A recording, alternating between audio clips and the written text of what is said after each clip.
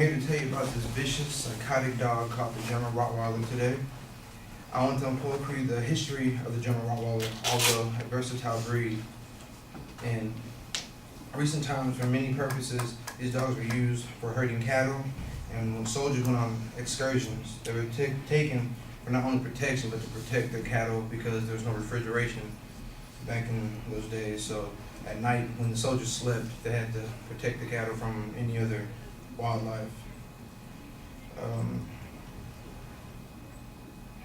In around 74 AD, the Roman army traveled the Alps for the next few centuries, and the drover dogs, which the Rottweiler was called back then before it was given its name, were used for not only herding, they were used for protection, friends, for the soldiers and stuff. And so, in a region in Germany, the town was given the name Rottweiler, pronounced Wattweiler, for the V. It became the center point of Germany's descendants trading. The Rottweiler was used for butchers when they would go out and sell cattle. They tied money around the Rottweiler's necks because those dogs were considered vicious man killers. So nobody would go up there and take the money. And so the Rottweiler was basically just used as a guard dog, but people usually mistaken the dog as just a beast, as I just said. But nowadays they're used for military use, used for seeing eye dogs, friendly dogs. And I had a video to show you guys, but it was to show you how dogs get along with humans, and not only humans get along with other dogs too, but once you cross them, they become vicious, and they would normally just be cool and calm, but once you cross them, they'll just become attack dogs and do what a dog's supposed to do and protect its family. So when it's crossed, it doesn't usually just attack right away, but it's usually it would let you get close enough to where, like, if you feel threatened and it's like a life situation, that's when it'll attack. And I was basically to say, before you judge a whole breed, make sure you check yourself before you get a dog, because dogs are not for everybody.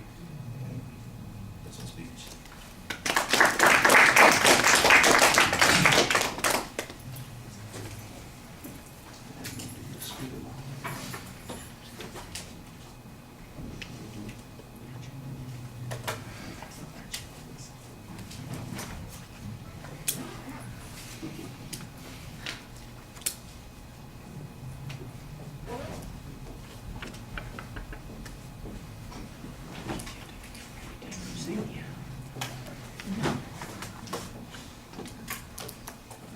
All right, Eric, share your thoughts with us. So I felt like it was a little on the shorter end. With some interesting facts, like the Jover dog, things like the original name of the dog were interesting, though a citation would have been nice. Where was that information found?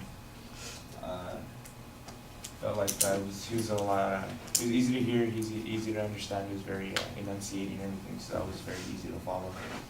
But Okay.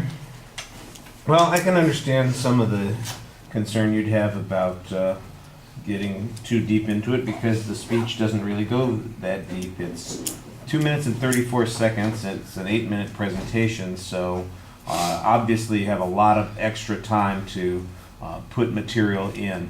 I think you basically just start with the topic, Lance, and you need to have something a little bit more interesting as your attention device.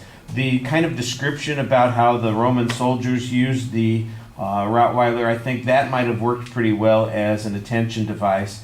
I didn't really know what the exact purpose statement was. I knew what the topic was, but you need a sharper purpose statement, and there's no preview of what the structure is going to be. And as a matter of fact, it was very difficult to detect that there was a structure. It sounded like it was random information about Rottweilers. There was a little bit of historical context, so that sort of organizes a part of what's going on early in the speech. But after that, it just feels like it's a little bit of a data dump, and there's not a lot of data. I didn't hear any source citations. The video clip, obviously you couldn't bring it up. It appears that that's the only thing that you had for your presentation, and that means that because you couldn't find that video clip, that there are some substantial problems with it when it comes to your material, because that's a big chunk of the speech that you were supposed to support with visual material or some kind of sensory aid, and we don't get anything like that. Now, most people know what a Rottweiler looks like, but for example, you could have made comparisons between the breeds. You could have talked about if there are differences in sizes. I don't know if they come in a standard size, if there's a miniature version of it, or there's no detail about that kind of information. Even the historical uses, I think, could have been visualized in some way. There could have been a classification.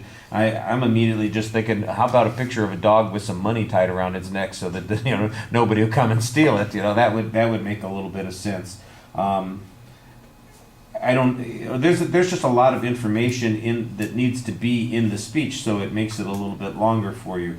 You start off reading. I thought you got a little bit better during the presentation. You did speak up clearly, so Eric's right about that. I think you project pretty well, but the reading part is a little bit of a drag at the beginning. That's when you want to be talking to us and kind of pulling us in and getting us to listen to what you have to say, and when you're reading, it distances the audience from what you're doing. And then later in the speech, you do talk to us a little bit more, and that's more what you want to be doing at that point. All right. Well, thank you.